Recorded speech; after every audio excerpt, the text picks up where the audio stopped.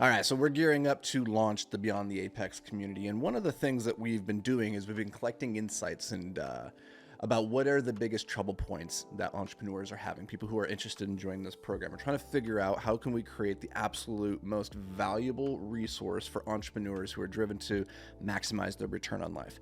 And the way that we look at it is that there's really three components, right? You need to have your rocket ship, which is the business that's going to, take you to the moon. You have to have the pilot, you as the astronaut, the person who's able to pilot that vehicle, because the pilot is, or the vehicle is only going to go as fast and far as you, the pilot, are capable of navigating it. And then third is that we have to have the destination. We have to know where we're going, right? And so that is the mission of Beyond the Apex, the group training coaching program that we're going to be launching here in the next month. If you guys want to join, if you're interested, if you think that's something that would bring you value, you can go join the waitlist at beyondtheapex.com. We're going to be opening it up to a select number of people for the first cohort, and then 3 months later-ish, we'll open the doors again and bring in another cohort. But we just want to make sure that we can serve everybody incredibly well. Anyway, I mentioned all that to say that if you go to beyondtheapex.com to sign up, you'll go through a little form, and at the very end, it asks you a question. The question is, if you could wave a magic wand and overnight just fix any singular problem inside of your business, what is that big problem that you would like to solve? And we have collected so many interesting results from that. Very interesting. Like, some people have some very interesting problems. But we've identified a number of them that were like, cool, this is something that we can definitively help with. And today I want to talk about one of those, which was, how can I improve my email open rates? Now, the email list is one of the most valuable resources, assets that your business has, because this is the means that you have to connect with your audience. Social media is great. It's great to have hundreds of thousands of followers, and that's fantastic. However, those social media platforms, they have all the control.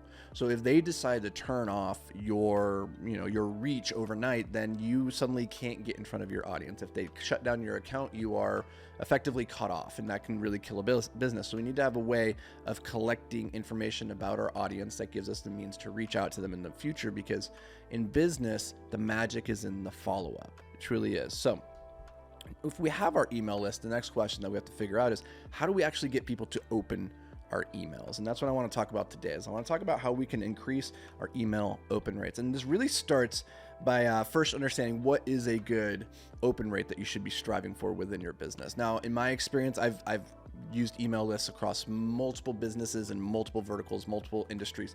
And what I have found is that depending on the type of business that you have, you should aim for an open rate somewhere between 30 and 40%. That's a good open rate. If you can go 40, 50, 60%, you're doing fantastic. For context, my personal newsletter, the Hyper-Focused Entrepreneur, that has about a 55 to 60% open rate. Very high, very, very, very high open rate, considering how many people we send it to and how frequently send it.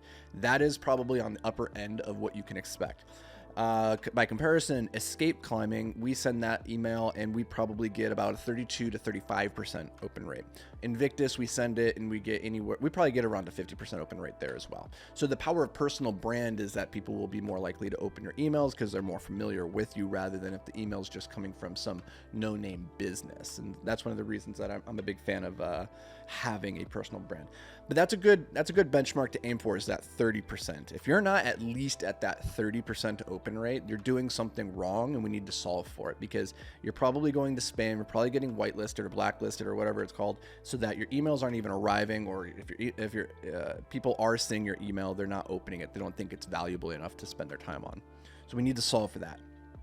A lot of the students that I start working with, one of the reasons their business isn't growing is we're seeing like 15, 20% open rates. And it's like that. You're never going to grow a business if the people who have opted into being on your email list aren't even interested in opening the email.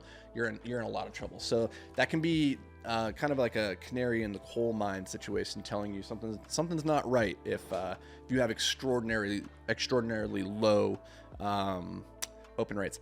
Now, let's walk through this. A couple things to be thinking about. Number one is, if your email open rate is low, first thing that you're going to want to look at is your domain might not have enough authority. You might have done something to damage your domain's authority rating so that it's immediately just going straight to spam. That's number one. So if you've been sending a lot of emails over the years and you have been maintaining less than 20% open rate, there's a good chance that you've damaged the reputation of the domain. That right there is going to be a very, very hard thing to fix. And this is one of the reasons why I don't recommend sending emails from your primary inbox, which is like, for me, you know, my most important inbox is my personal name at whatever the domain is, right? If that gets blacklisted for whatever reason, that email, if I'm sending it to personal contacts, like one-on-one, not even within the email list, that's not going to get through, and that's a big problem. So don't use that. You want to use a secondary throwaway account, but it's all going to be rooted in the domain itself. And if you damage that, you might be having a really hard time repairing that reputation. So that's the first thing to think about. Number two is you want to clean your list.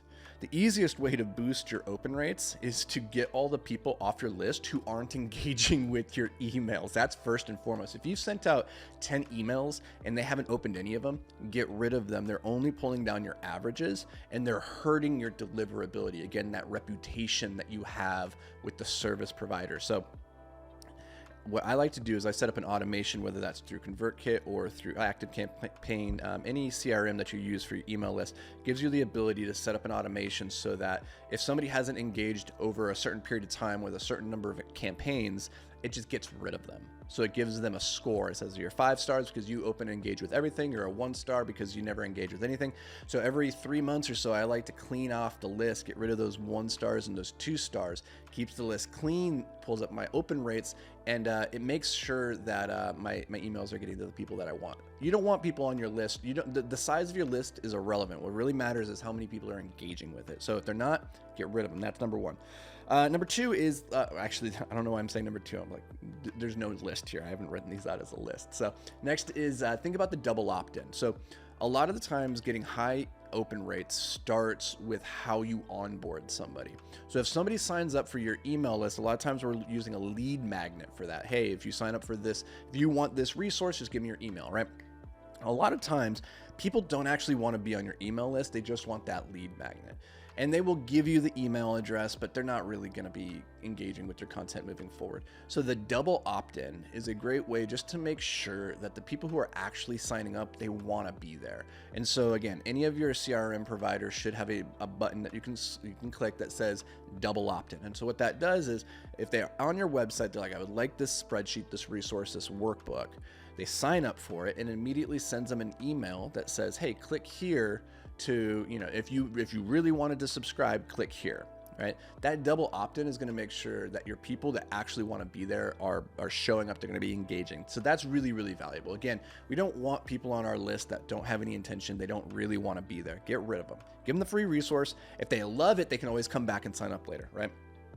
All right, another tactic here is to have them respond to that first email that you send out in your campaigns or automations.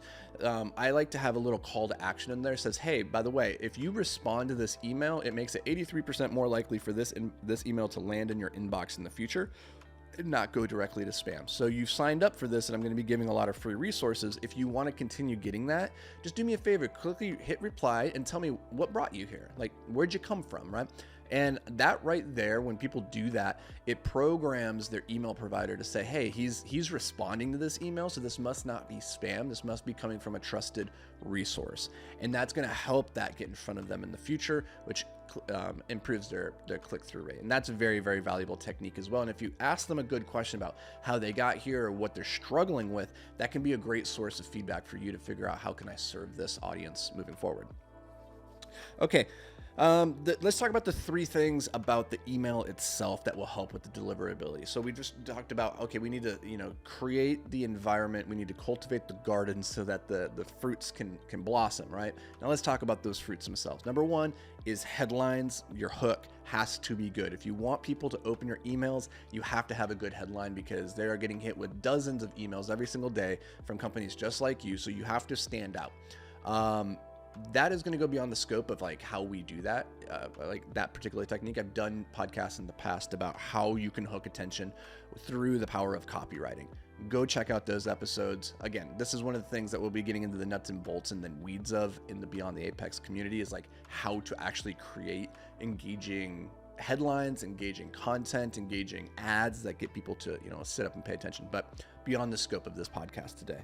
Next is pictures and videos. I don't like including a lot of pictures and videos in my emails that I send to customers or to my audience because it bogs down their inbox. It makes it more likely that the provider is going to flag it as spam.